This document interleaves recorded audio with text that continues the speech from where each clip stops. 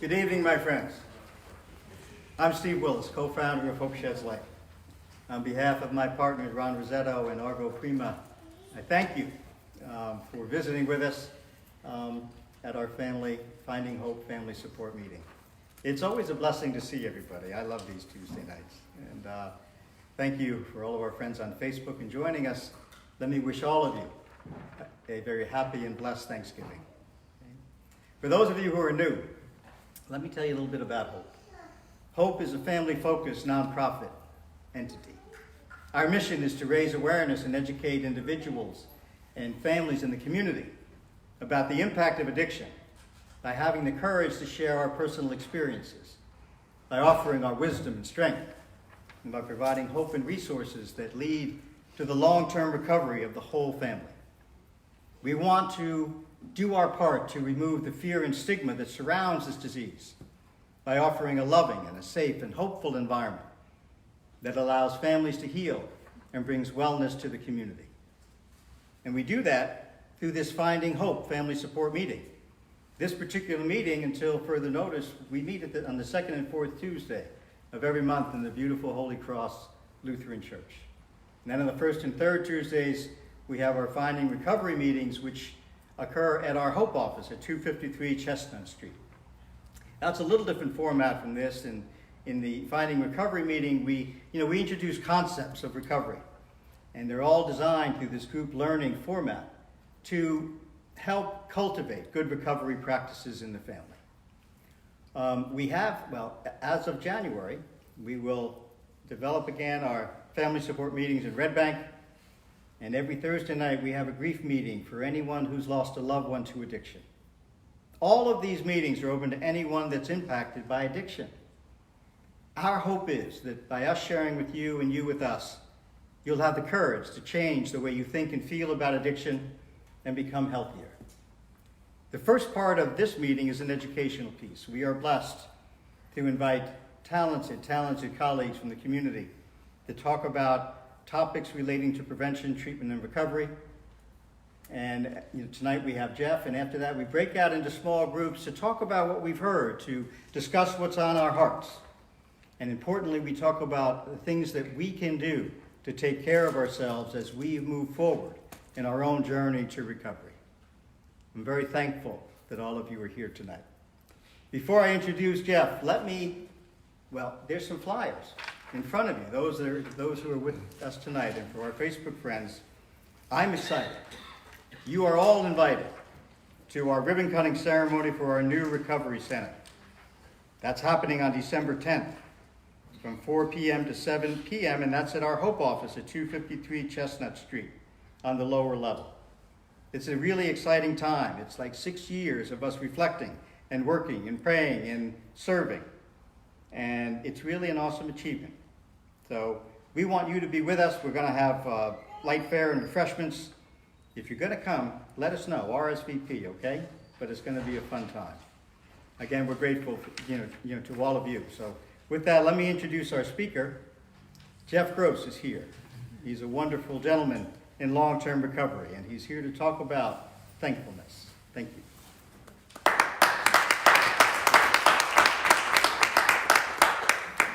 Hi, good evening, welcome. My name's Jeff Grose. I am a person in long-term recovery.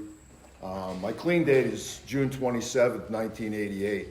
So for the last 31 years, I haven't seen a reason to get high again.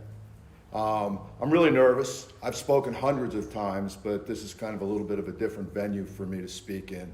I'm a school teacher too, so I speak in front of people all the time. So this is still my sponsor always tells me that when I'm nervous, it's God shaking the truth out of me. I had rehearsed some stuff, but I don't really want to go there because I know that if I speak from my head, the message isn't as clear as if it comes from my heart. So I'm just going to tell my story, share my experience, strength, and hope with everybody here. And I'm pretty confident that the world that I come from touches on many of the worlds that you guys are either coming from or living in right now. Okay, so I grew up in an alcoholic home. My father was an active alcoholic. He died of alcoholism I was clean 5 years when I watched him bleed to death in a hospital bed from his disease of alcoholism. And I got to see what would happen to me if I decided that I was going to start to use again. I grew up in it was a violent household for the most part. When my father was drunk, you never knew that if he was going to be good dad or bad dad. And that could change any minute. He could go from being Dr. Jekyll to Mr. Hyde like in a second. And I have some scary memories from my childhood. I remember one time, I have an older sister and 2 younger brothers, and remember one time we were screwing around. My father made us do the dishes and wash and dry, and one night he was drunk, and he fell asleep on the couch. And my sister, being the clown she is, had me pinned up against the wall with a butcher knife, pretending she was a pirate. She was going, "Arg, I'll run you through." And my father woke up and saw this and had no idea that we were playing. And I remember, we thought at first he was playing. He came after us, and this is 60 years ago, and we all ran under the kitchen table. And I can still remember my father trying to grab us out from under the table. And I looked up and saw my mother in the bathroom crying because she knew what was going to happen when he got us out from under the table. Because he grew up in an alcoholic home. My grandfather hung himself. He had 13 kids. He beat his kids, and one day one of my uncles decided he was going to hit back. And he beat his father up, and they found him hanging in the barn a couple hours later, dead. So they all grew up. I think 9 of my father's brothers and sisters all died from alcohol-related diseases. So the disease runs really deep in my family line. And I'm not exempt. And I don't know that I was born an addict. I know the first time I picked up a drug, I felt really good, and it made me feel really powerful. And the drugs always told me that lie, like, "This is it, Jeff, this is the one." I guess when I was 11, we moved. By the way, my father used to beat us bare butt with a belt. And it was really abusive. And I realized years later when I was clean and got to look at myself and my own behaviors, I was an adventurous child. Probably ADD, ADHD, I needed to be running around doing stupid stuff. I was a little boy. And I did stupid things, and I took beatings for it. And I remember my father, he used to get beat with a caddy 9-tail by his father. So he thought bare butt with a belt wasn't as horrible as what he took growing up. But I know that it damaged me in a lot of ways, growing up in that world. So when we were 11, we moved to a new town, and I started hanging around with older kids in the neighborhood, and they were all smoking cigarettes and drinking cough medicine and doing things that I never did. I started smoking cigarettes. I was 11 years old. I think about it now. I see 11-year-old kids. I was walking around with a pack of Marlboro rolled up in my sleeve. I was 11 years old. I was a little skinny kid, And I remember one night one of my friends said to me, "If you chug this bottle of cough medicine, you'll feel really good. You'll probably throw up, but you'll feel really good." And I remember back then you could buy codeine cough medicine over the counter. So I remember we went into the food store and bought 8 bottles of cough medicine. And the cashier went, "What's with all the cough medicine?" We were like, "We have a big family and everybody's got a cold." And we bought the cough medicine. We went out into the woods. I grew up near a gas station on the Garden State Parkway. So we hung out in the woods behind the gas station. And I remember I chugged that bottle of cough medicine. And for the first time in my life, I felt good looking. I felt smart. I felt powerful. I wasn't afraid for the first time in my life. And I remember thinking to myself, yes, this is it. This is what I've been looking for my whole life. And I know now, having been clean a long time, that each drug I discovered throughout my addiction was always that drug for me in the beginning. And eventually it started to tell me that lie over and over again over time. But it took a lot of time and a lot of work for me to be able to reflect backwards and see what was happening. So all of a sudden I turned 15, I grew my hair real long. My father hates me because I have long hair. He tells me I look like a girl every day, and I would smile at him and go, "Yeah, Dad," because I finally got big enough where he had to think about me maybe hitting back if he hit me,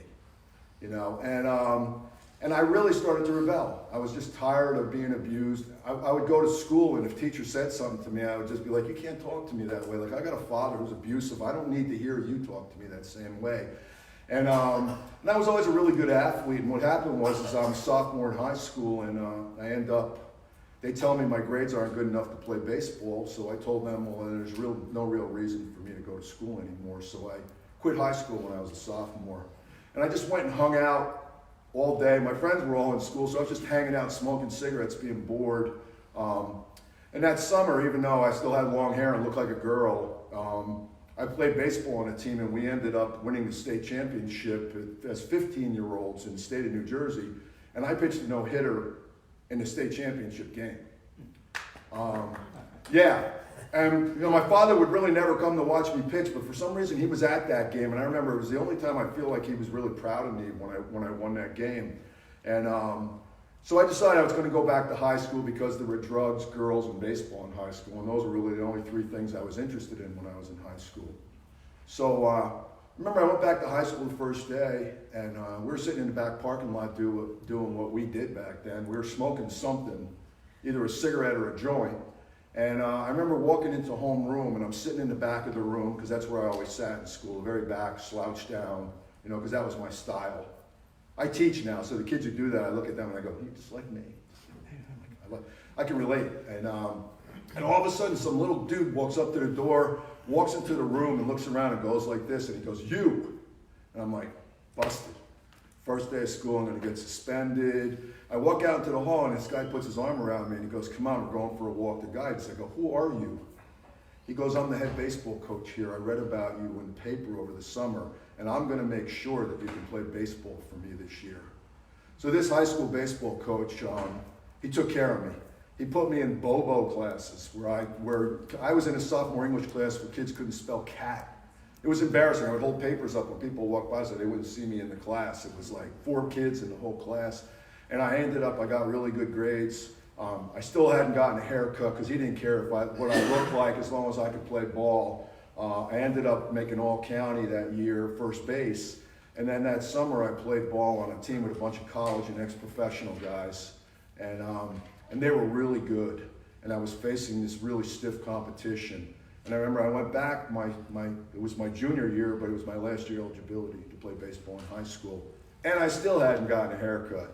My first ex-wife, because I have a couple of ex-wives, I'm not real good at relationships. She has pictures of me with like my ponytail blowing over my shoulder. And I would be warming up before a game, and the other teams would walk by me and go, "Oh, there's a girl pitching tonight." And I'd be like, "We'll see who's a girl."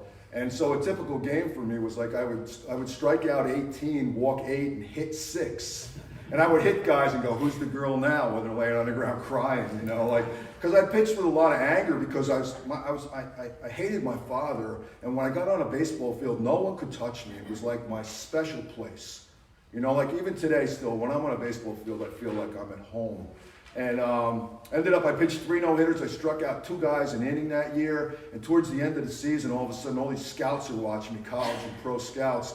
And one of them walks up to me one day and goes, "If you get that crap cut, we might draft you."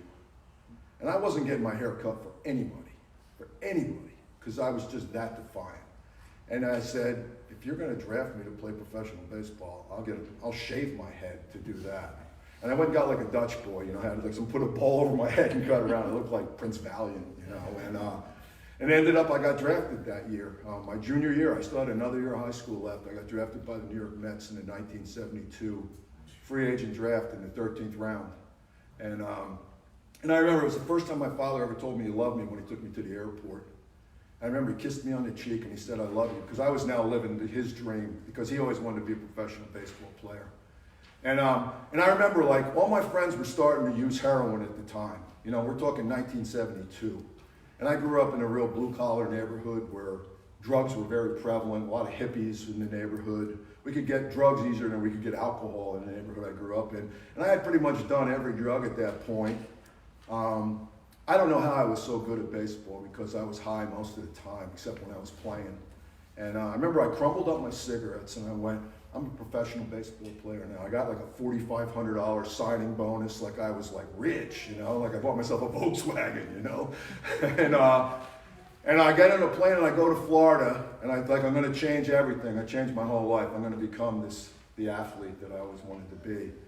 I wasn't in Florida a week, and I found guys that were smoking weed, guys that were drinking, guys who had other drugs.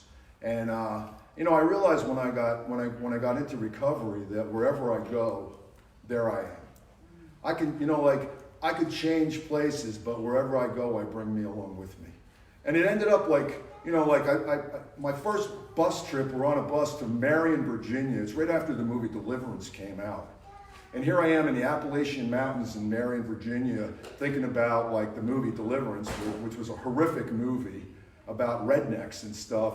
And I'm sitting on the bus thinking, we're going to Virginia. This isn't going to be good. I'm a Yankee boy from New Jersey, And all of a sudden, somebody plops down in the seat next to me, and I look. And this guy goes, hey, you want to color? And he's got a coloring book and crayons. And I went, oh, this guy gets high. Either that or he's gay. Either way, So what happened was he became like my roommate for 3 years, and his first breath in the morning was a bong hit. So, but 3 years into it, I had a really good season in Class A ball, and all of a sudden that winter, I get a letter from the Mets that they want to put me on the 40-man roster. So all of a sudden, like the next year, I walk into spring training, and I'm this 20-year-old skinny left-handed pitcher from New Jersey, probably weighed about $170, and I remember walking into the clubhouse and looking around, and there's like Tom Seaver, and Joe Torre was with the Mets, and Willie Mays was still with the Mets. And all these guys I grew up, I wasn't a Met fan, but I'm a baseball fan. And I'm looking at all these guys, and I walk in, and I'm thinking of my father telling me my whole life that I'm a piece of crap and I'll never amount to anything. And I remember walking in there feeling like so insignificant. I couldn't wait to leave that day to go get high or to get drunk, just so I didn't feel the way I was feeling, because I never felt comfortable in my own skin. And I felt like that for the first week or so, and then one day I'm throwing on the side. And I threw about 90 miles an hour. Back then, 90 was pretty hard, And I threw with hate. Every pitch I threw. One of my cousins just sent me a picture when I was with the Mets throwing, and I could see my arms way back here, and the look on my face is like, here it comes, man. Let's see what you can do with this pitch. And I would do that to guys. I would say, fastball, here it comes, man. Let's see if you can hit this one, because that's just the way I competed. I was very competitive. And all of a sudden, one day I'm throwing, and I look over my shoulder, and Tom Seaver's watching me pitch.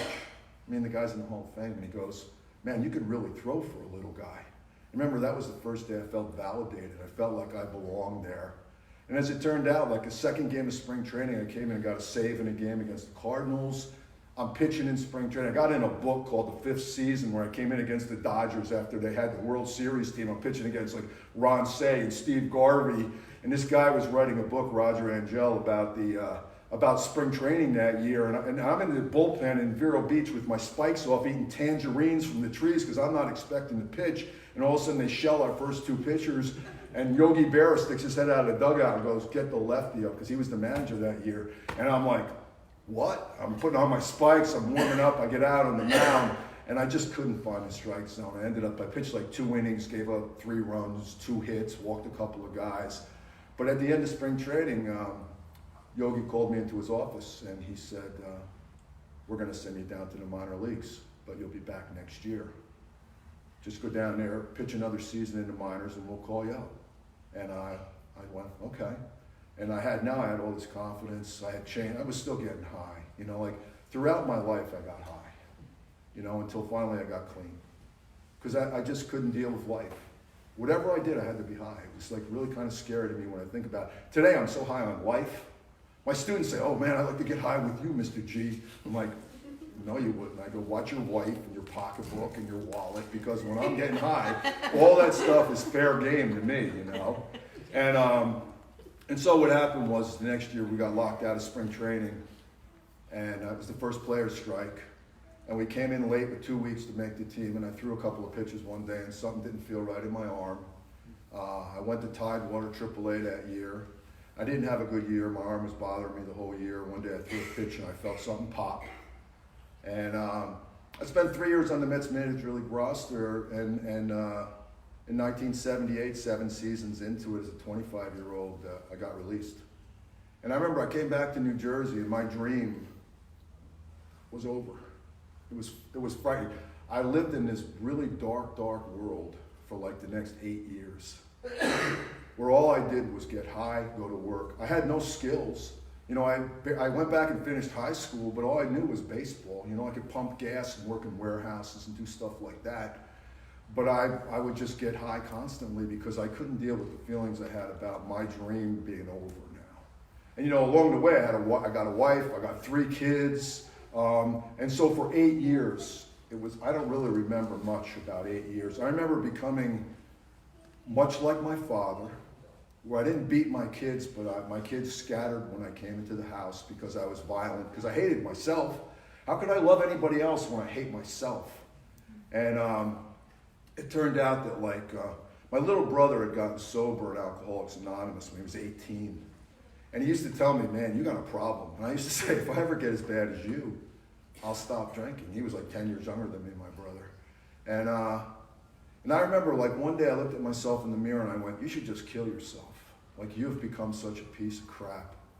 And I remember I said, I'm not going to drink today. I'm going to stop drinking. Next thing I know, work ends. I was a salesman in the electronics industry at the time. I wasn't a very good salesman. I liked the perks of being a salesman. Company credit card, company car, go out to lunch, dinner, drink on the company. But otherwise, I was a really bad salesman. I don't like rejection. I mean, how can you be a good salesman if you don't like rejection? And that night, I'm telling the guy sitting next to me at the bar, I'm going to kill myself tonight. And for some reason, I left there that night, and I went home, and my ex-wife worked midnights. And I was crying, telling her I'm going to kill myself, and she said, well, I got to go to work. Yeah. So she leaves me home, and I call my one brother who's a good Christian. He's the only one in the family who doesn't really have a problem with drugs or alcohol. My little brother's been sober 37 years, and I've been clean 31 years, and my sister's been sober for 25 years. So my one brother found religion and never really got too deep into his own addictions. He's pretty screwed up in a lot of other ways, but he never had a problem with drugs and alcohol. And I called him first, and he started reading the Bible to me, and I went, yeah, that's not going to work for me right now, because I didn't believe in God, so why would you do that? And then I called my little brother, and he told me, if you ever want help, call me. So I remember I called him, and his machine picked up. And I thought I left him this message like I was cursing at him, saying, you little piece of crap. You said if I ever needed help, you'd be there for me. Now I need help, and where the hell are you? And blah, blah, blah, blah, blah. And then the next morning, he was at my doorstep. He lived way down in South Jersey, down in Medford, and he drove all the way up. And he said, come on, we're going to detox. And he saved the tape for me, the little tape. Some of you are older. I'm not saying older. He saved the little tape, and when I was clean 6 months, he played it back for me. And what I was doing was begging him for help. I'm desperate. I need help. Please come help me. It was completely the opposite of what I thought I said to him. And he showed up that day, and he took me to a detox in Perth Amboy. It's not there anymore, Triple S. And remember, I walked up to the nurse, and I have a job now. I'm driving an Olds 98. I look pretty good still. I'm a little yellow. I was a little yellow and a little bit overweight because my liver was starting to fail. And I walk up to the nurse and I go, I need to check in. And she goes, you don't look that bad. I remember I turned to my brother and I went, see? She said, I don't look that bad. So why don't we get out of here? And he goes, oh, no. We're going to sit here until they take you in. So I walked up to the nurse and I went, if you let me leave here today, I'm going to kill myself. And she went, we have a bed for you upstairs right now. And that was really where my recovery started. I went into that detox, and I remember I didn't stop using because I would run up and down the hallway before meds were given out, before they took our blood pressure, to get my blood pressure real high, so they'd give me more Valiums. But when I was about to leave there, and I know if I went home, that my ex-wife was a big drinker. I'm not going to call her an alcoholic, but she was a big drinker too. And I knew if I went home, I probably was not going to stay clean. So there was a counselor in there, this guy, Al V. I still remember him. He was a Puerto Rican HIV positive IV drug user. And he had been clean 6 years at the time, which was unheard of. And he approached me and got me to look at surrendering. He told me that if I surrendered, that I could no longer get high successfully. All I had to do was give up and say, you know what, I can't use successfully anymore. The first step in 12-step fellowships is, the surrender part. And I remember I was like, well, surrender to me was a sign of weakness, and then he was a good dope fiend, so he described it in a way that made it look really attractive, that surrender. He said, if you surrender, you become powerful.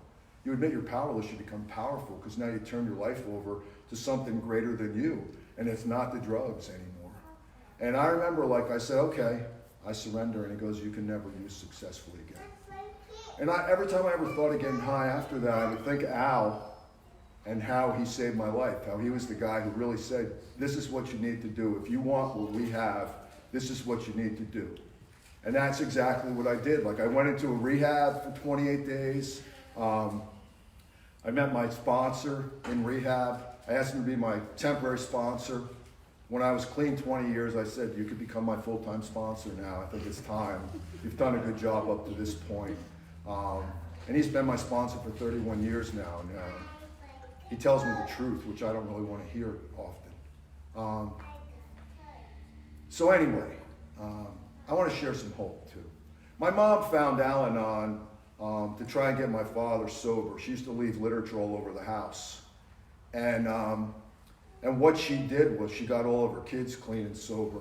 And her husband died as a result of this disease. But before he died, he said to her one day, I love the fact you go to Al-Anon because it made you strong. Because she stopped putting up with his bull crap.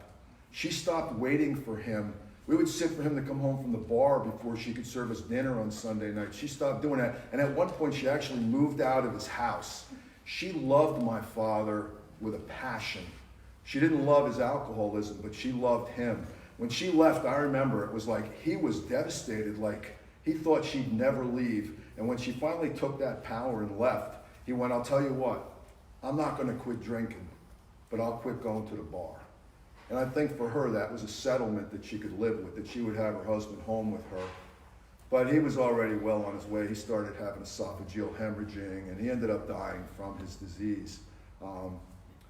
And so what happened was I'd gotten clean a couple of years. I got divorced from my first wife. Just because I stopped using, I didn't stop a lot of my behaviors, which is really sad. You know, I did a lot of destruction, clean and sober, that I'm not really proud of. The only thing I did perfectly for 31 years was not pick up, really, when I look back on it. And I ended up, I had 3 kids with my first wife. My oldest son has been a heroin addict for 25 years. He's clean 2 years right now. He's in an Oxford house up in East Brunswick, and he's running the house. And I think he's finally done, but whenever I think that, he always kind of disappoints me. But I one day at a time, you know, like I couldn't talk to him at one point for 5 years because I was so sick and tired of his crap. I just had to let him go do what he did. And then eventually he came back and I said, you know what, are you going to stay clean now? And he said, yeah. And I go, well, why don't you come move in with me? And then one day I came home from work and my checkbook was gone. And I went, all right. I was going to kill him too, you know. I really, literally thought of killing my own son because I felt so betrayed by him. And then one of my friends said, Jeff, he's a heroin addict. What do you think he's going to do? He's going to rob you. And I went, you know what, you're right. That's why it's so hard for me as a with family members that are in addiction to help them. You know, finally you push your kids off on someone who can help them. You know, you let go. And that's what I did with him, and now he's actually living a pretty good life. But all my kids, I have 5 from 2 marriages, and they all have addiction problems. 2 of my kids lost their licenses for DUIs. You know, my one son was a really good baseball player, played at Rutgers, got invited to play in an all-star game in a professional league he was playing in, and that night he got drunk in a bar and threw a shot glass at a guy and got arrested. Didn't get to play in the all-star game. You know what I mean? Like, so the disease is really, really runs deep in my family. It really kind of frightens me sometimes. Because I told all my kids, if you pick up a drink, you're probably going to have a problem. And and I know no one could tell me. You know, I had to go through what I had to go through to learn what I needed to learn. You know, I'm so thankful that I became a full-blown addict because it led me to a program that gives me a life that's worth living today. That's the thing about it. I never understood how people could say I'm a grateful, recovering person. Your life was destroyed. How could you be grateful for that? And I realized years later that they're grateful because through that destruction, they found hope and found a place to go where they can stay clean and sober and live a good life. So I'm going to fast forward and then I'm going to finish up, I promise. All right? So I was clean about 12 years, and I was going into a facility in Forked River called Ocean Fields. It's a youth correctional facility for young men between the ages of 16 and 21. And I was going in there to carry a message once a month. And we would go in and talk to these inmates, and it was a low security place. They didn't want to cause any trouble. They just wanted to do their time and get out there, trying to teach them trades in there, carpentry and masonry and things like that. So when they got out, maybe they could get a job. And we would go in and tell our stories every week or every month. And then we'd ask them if they wanted to share anything, and none of them ever would. And one day I remember I asked the guard, like, why won't they share anything? And he goes, it's a sign of weakness, and if they share, they got to fight, and they don't want to fight, so they'd rather just sit here and listen. And I remember one night I told the story about my high school baseball coach and how he didn't care that I was high. He didn't care I looked like a girl. All he wanted me to do was play baseball for him, and because of that man, I had the opportunity to live my life's dream and be a professional baseball player. And I told that story, and no one wanted to share anything. We got up and we're about to walk out, and all of a sudden I get a tap on my shoulder. And I turn around, and there's this black kid standing there. And he looks at me and he goes, man, I got to tell you something. I thought he was going to tell me I was full of crap, you know? And he goes, when I was 15, I robbed a car. I'm from Camden. And I did a year in juvie. And when I got out, I loved playing football, and I was a really good football player. So I went out for the football team. And the first day of practice, I'm in the pads, I'm in my uniform, I'm out. He goes, I'm having a great day. I love being there playing football again. And all of a sudden, the coach walks up to me and looks at me and goes, what are you doing in that uniform, you piece of crap? I don't want you around my players. Take that uniform and get out of here. And he goes, I've been in prison for the last 5 years. He goes, maybe if I had a coach like you had, my life would be different. I'm getting goosebumps when I tell this because this like changed my life. So I'm driving home from there, and I drive past Ocean County College, and I never wanted to go to college. I thought college was for losers. And there's a sign up, fall registration. And I was told I was stupid my whole life. I hated school. It was boring. I found that there was nothing interesting about it to me. And people said, you're stupid. You'll never amount to anything. And what happened was I went, I'm going to take a class. This kid inspired me to take a class. Maybe I should get my degree and become a coach and a teacher. And maybe I can make a difference in some kid's life at some point. So I start going to school. I take my first class, I get an A. I go, I'm not that stupid after all. I take 2 classes, I get 2 more A's. I'm like, holy crap, man, like I can do this. Because I was finally, I learned dedication through recovery. Like I had to be dedicated to my recovery if I wanted to live a good life. I started to apply the principles I learned here in recovery in other areas of my life. Turns out, like I went to OCC for 5 years part-time, graduated, I don't know, magna cum laude. I was working a job in sales, and I told the boss one day, I want to go back to school. He goes, good, because I don't want you here anyway. He fired me. I go, oh, thanks a lot, buddy. And my second ex-wife, because I have another ex-wife, she said, I'll take care of you. Go back full-time. And Georgian Court had offered me half a scholarship to go there. And I went to Georgian Court for 2 years. I ended up graduating summa cum laude, highest honors. I'm so proud of that. And I remember the night before my college graduation, I'm sitting in my living room. I never walked a graduation in my life. And I'm like, this is going to be the greatest day of my whole life. Like I'm finally, my mother always said, you need to be a teacher. You should be a teacher. She was a teacher for 25 years. My daughter's a teacher. My brother's a teacher. And I'm like, this is going to be so great. And I'm sitting there just thinking about this, and all of a sudden my wife walks out of the bedroom, sits down across from me and goes, I want a divorce. Whoa. I'm like, I'm thinking to myself, well, first of all, I went, yes! There was a part of me that thought that, and then there was a part of me like, oh no, I've given away everything once before, and now I'm about to give away everything again. And I come to find out that she was actually having a little thing going on with a guy who I was helping in recovery, which wasn't fun for me. I threatened to kill him, and of course, I don't know if I would have. I've never seen him since that day, fortunately. I'd kiss him now if I saw him, because it was the best thing that ever happened to me. And what happened was like I walked graduation, it was a fog. I don't remember anything. It was horrible. I graduated like 3rd in my class. It should have been the greatest day of my life, and it was the worst day of my life. And then she said, I want you out of the house like in a couple of weeks, so just pack your stuff and get out. I'm like, now I'm jobless, right? I'm looking for a job teaching. I don't know anybody in Ocean County. Like I graduated high school in Middlesex County. I don't know anybody down here. I'm going through all these interviews. No one's going to hire me. I'm a 50-year-old man looking for a job as my first teaching job, right? I'm like, I played professional baseball. They don't care. They got coaches, like all this stuff. And then I call my sponsor one day and I say, what am I going to do? I go, I don't have a job. He goes, your mom's sick, right? And I went, yeah. And she's living alone, right? And I went, yeah. And he goes, you're going to move in with your mother. And I went, I don't want to move in with my mother. I'm a 50-year-old man and I'm jobless. I'll have to get like a big L tattooed on my forehead, like, you are a loser, buddy. So I moved back into the room in my mother's house that I lost my virginity to myself in. And it was the most humiliating thing that I'd ever had to do in my life. And I got a job as a substitute teacher teaching 6th grade. I tortured these poor kids. They cried every day. Every time I raised my voice, they would all start crying. It was like, why are you crying? You scared us. I'm like, all I said was, put your books away, you know? Like, and one day I remember, this was a hit for me, as I walk into the house, and my mom was really kind of dying. And she was sitting in her chair, her electric recliner, and she looks at me and says, I'm so proud of the man who you've become. And I remember, like, at that moment, like, everything in my life just came, you know, full circle. Like, I had finally, through everything I'd been through, I finally was right where I was supposed to be. I had been cursing God for 6 months for what he did to me, taking me away from my kids again, taking all my belongings again. And I realized at that moment, like, I owned nothing. And it was so freeing for me. Like, no one could take anything more from me at that moment. Everything I had, I needed. I have this program, this spiritual life that no one can take from me.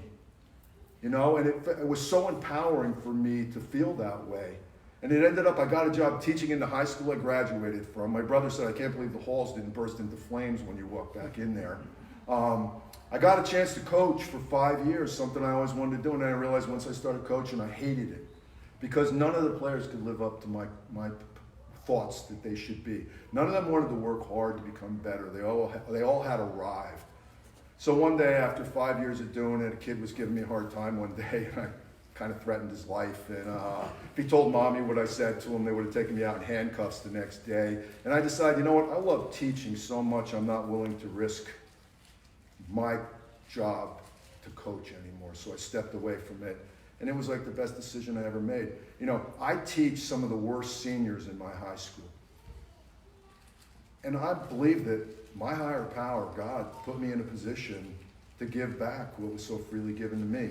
These kids are all getting high. I talk to them about getting high. I actually let my anonymity down with this group of kids I'm teaching right now. I got 12 boys and 2 girls in a bottom feeder class. I love them, but they're all lost, you know, and they have no idea where they're going. And I talk to them about life. I really don't talk to them about English. I'm an English teacher, you know. Like I try not to read hard literature with them, because as soon as we start to read, they're off, they're lost. But when I start to talk to them about life, all of a sudden they're all riveted and they're paying attention. And they tell me that you're the only teacher that's ever really talked to us and told us the truth. And we think you really care about us. And I think that that's because of recovery and because of the people who I met in my life in recovery, who taught me to maybe be the man I was always supposed to be. I believe that. You know, I have integrity today. I live an honest life. I give a good day's work for a day's pay. I'm passionate about what I do. I'm a little crazy. Teaching can make you crazy, I think. But I love my life, you know, like, and I have a life that's worth living today as a result of recovery. You know, like, and for me, that's the hope. You know, like, if I can do what I've done, then anybody in your life can do the same thing. Because that's really what it's about. Like, the program gave me the opportunity, recovery gave me an opportunity to become the man I was always supposed to be. And yeah, do I have some regrets from my past? Yeah, but I can't change my past. I can only change my present. You know, so every day I get up, I meditate in the morning. I try to find a place of peace. I go to work every day. Kids are pushing my buttons all day. I just smile at them. I just meditate. They go, what are you doing? I go, I'm just trying not to kill anybody today. And that's, you know, like, I'm kidding with them, but I'm not kidding with them, you know, because, you know, there's a part of me that's still a very angry human being from some of the things that happened to me in my life. I don't want to be that man anymore. So when I start to feel myself going, I bring myself back to center. I learn to meditate in recovery. I learned to find peace. I was praying before I got up here. I was so scared. I thought I might throw up when I got up here. And then once I started talking, all of a sudden it's like, because this, you know, recovery was freely given to me. And the only way I can keep this, I was told, is if I give it away. And that's what I'm doing tonight, is I came here to share the hope with you guys. So that's really all I have. Thank you for listening.